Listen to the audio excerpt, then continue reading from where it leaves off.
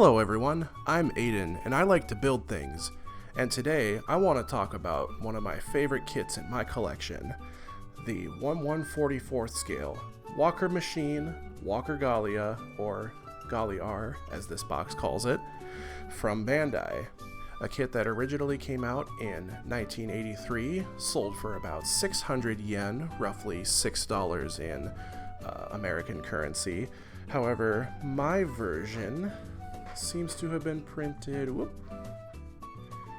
in 2005, at least the box was redone in that time, and I paid about $20 for it. Was that worth it? Well, why don't we take a look inside and find out.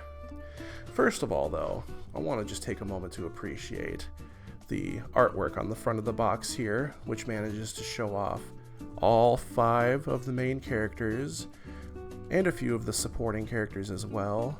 It even manages to include the iron gear in the back and the foot of the Xabungle itself.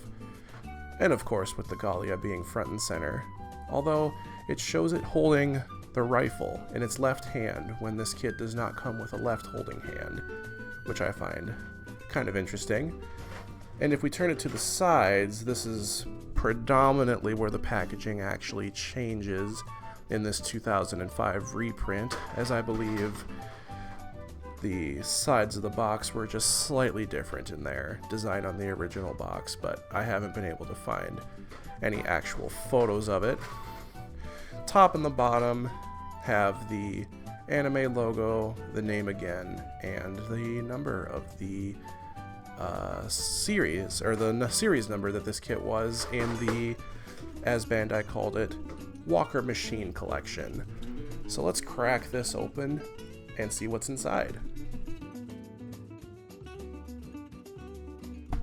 As you can see, I have already built this kit, so let me just take out the manual here and we can start there with the lovely little painting guide showing what the kit should look like when you've painted it, with both the rifle and the bazooka in the hand and the hover galley in the top there, because this can actually do that part of the transformation. And then if I just, pardon me here, I'm holding my microphone with my other hand here, we'll see steps are minimal, parts are minimal, and this thing is literally just one sheet of that like plasticky paper folded in half with all of the instructions, because you get one white runner and 2 green runners. Now I do still have a couple of pieces still on this runner for reasons that I will explain shortly, but other than that, I have put the entire kit together, and then I just leave the extra hands in the box because I don't really have any intentions of displaying it with anything other than what it has right now. That might change in the future though. Let me get this box out of the way here. And here we have, well, the kit itself. And as you can see, it's a little flimsy in my hands here.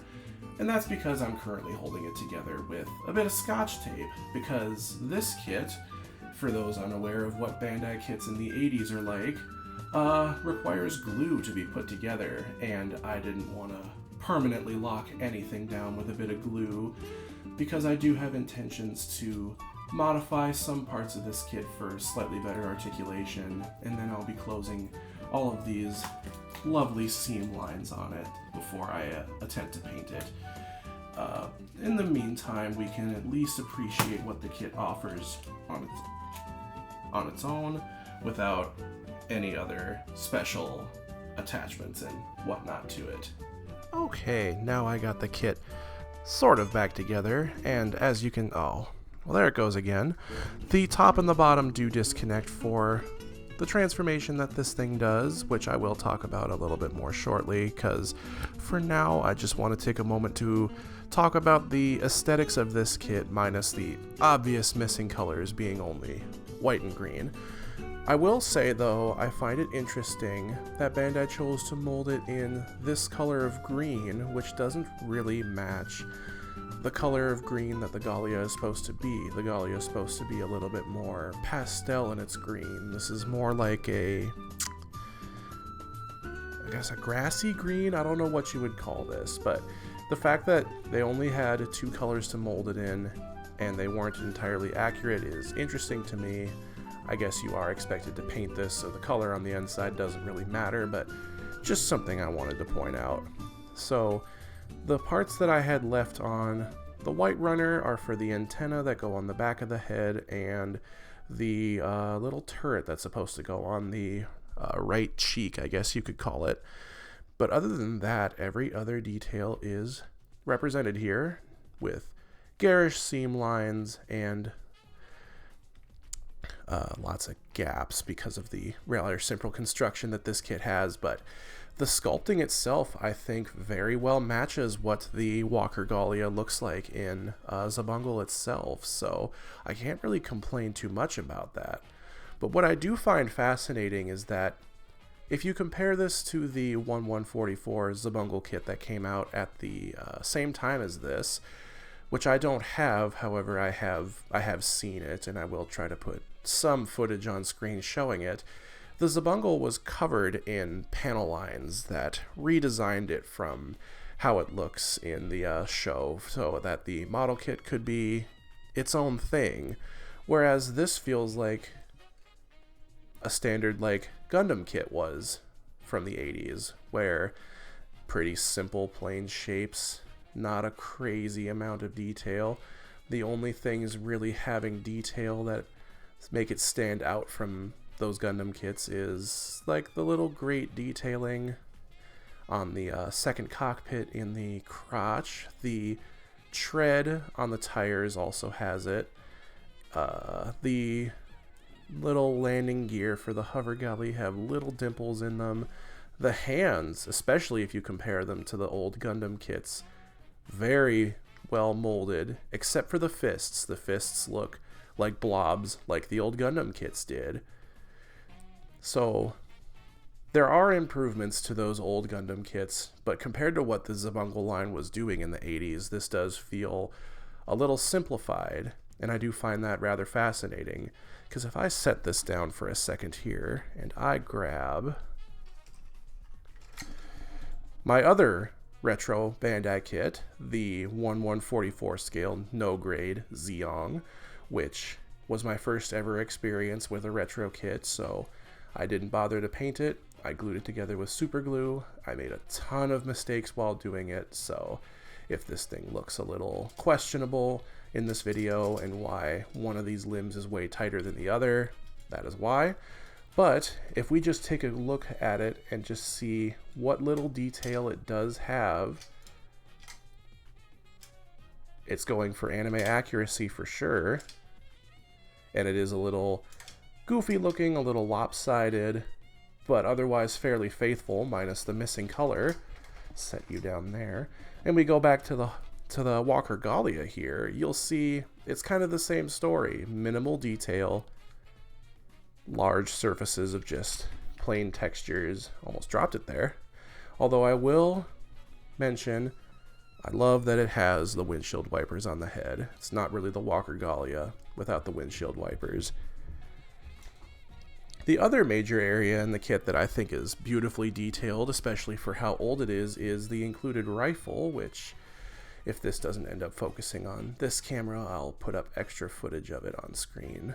But as you can see, okay, I guess I gotta hold you like that. It's asymmetrical from its left to its right side, even showing where the spent bullet casings would go after it shoots. It's just one single molded piece, so it doesn't really have a seam line to speak of. It does have a mold line though. But it's lovingly detailed, and aside from it being green when it's supposed to be gray, I feel like seems like it's ahead of its time almost, although my experience with retro kits is very limited at this time, so I could be talking out of my ass a little bit as I say that, but I choose to display it with the bazooka just because I feel like that's more iconic to the Walker Gallia than its rifle, but it's nice that the rifle it comes with is so lovingly detailed. But the bazooka itself is pretty plain, but it doesn't need a whole lot of detail. It's just the weird little cigar thing there. Now, as for the articulation this thing has, I mean, the head can't turn, first of all.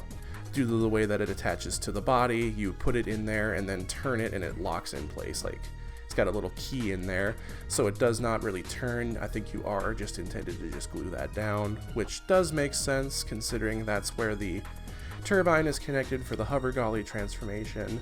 But other than that, you do get a rotation at the little white sections there, again for the transformation. You do get a bit of shoulder articulation, although on this kit it is very, very tight, and I want to remind everyone, no glue, all Scotch tape. And man, those shoulder joints are tight. You do get a swivel at the bicep. Whoop. Okay, maybe doing this one-handed wasn't a good idea, but we're doing it live.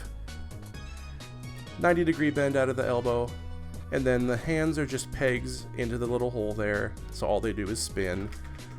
On the lower half, this is the reason that it doesn't completely transform, is because this does not have the articulation needed to truly do the Gallia wheel. There is no ab articulation to speak of. The wheels do spin, although with the tape I have holding them together, they don't spin the best. As you can see, you get a thigh rotation, and you do get a kick, but just like the shoulders, it is insanely tight on this, without any glue. And then much like the elbows, oh, actually worse than the elbows, you get less than 90 degrees out of the knee, and then the ankles. As you can see, there is a groove that they are supposed to fit in to do the Gallia wheel transformation, but they just simply cannot bend back far enough, and the toes just don't give the wheels enough clearance to function to have it actually roll on the ground. So, a little unfortunate, but again, considering the age of this kit, that is understandable, and I am now noticing that as I am attempting to do these poses, this is disintegrating in my hands, so I'm going to set that down. What a mess. Who would have thought trying to do a review one-handed would be so difficult? But yeah, so as for the size of the kit, it is about a standard height for your average high-grade kit, standing at roughly 12 centimeters tall. If I were to say set it next to the high-grade RX-78 Revive version, you'll see they're fairly similar in terms of their height, but the Gallia is obviously way chunkier, which is accurate to the anime. It was a very chunky walker machine in that show. But then, if I put it next to something a little more fitting, the high-grade Xabungle, which released last year on Premium Bandai, you'll see that they scale very nicely with each other. The Xabungle was a little tiny bit shorter and thinner than the Gallia was in the anime, so it's fitting that the high grade of it would do the same. Now, setting it next to just some random stuff that I'm going to put on screen just to help you give a better sense of not just how tall it is, but how wide it is, how much space it might take up on a shelf. It's not a very big kit, but it doesn't need to be. It's just 1/144th scale, so I feel like the size is absolutely perfect for somebody who collects high grades or real grades, or if you prefer smaller master grades just because they take up less space. And then once this is fully painted, which I do intend on doing, although it might be a little bit of time before I get to that. I'm still trying to collect the paints that I need for that. I think this will be a really decent companion piece to the Xabungle itself, although it does make me wonder if Bandai is going to give this kit the high grade treatment at some point, because unlike the high grade Xabungle, this is still the only way to get a proper model kit of the Walker Gallia in this scale. You could go for the high complete model, but that comes pre-assembled in the box, and those are a little hard to find. So this is probably going to be your best option for that for the foreseeable future, especially since Bandai only wants to put the real Robot Revolution 1/100 kit on Premium Bandai. Yeah, so I do actually have that kit pre-ordered. I am currently waiting to receive it as I'm making this video. So as of right now, this is the only model kit I have of honestly my favorite mecha design of all time. Maybe a little bit of an exaggeration, but I am also biased because green is my favorite color, and I like my mobile suits and mecha, I guess I should say, on the chunkier side. That's why the Zeong is one of my all-time favorites, next to stuff like the Sazabi and the DJ. So yeah, I'd say if you could find this for $15 or $20 if it's in stock anywhere, and you don't mind an 80s kit that requires glue and putting in that extra effort to really make a kit shine, I'd highly recommend this. It's very, very well sculpted for a kit of its age. Doesn't need a whole lot of modification on its own to do its best. And it's a faithful representation of a great mecha design from an underappreciated anime. So on that note, watch Xabungle as well. You're missing out if you haven't seen it. But yeah, as I gaze upon the absolute mess of a kit that I have laying before me, I just want to say thank you all for watching. Thank you for taking the time to make it even this far in the video. I do plan on making more in the future, so please stick around for that. I got more Plamo kits, Gunpla kits, just anything that tickles my fancy. I want to try and get the word out there, especially if not a lot of people are doing it. Like for this kit here, you really can't find a whole lot about it if you don't speak Japanese. So, but yeah, y'all have a lovely day, and I'll see you all in the next one.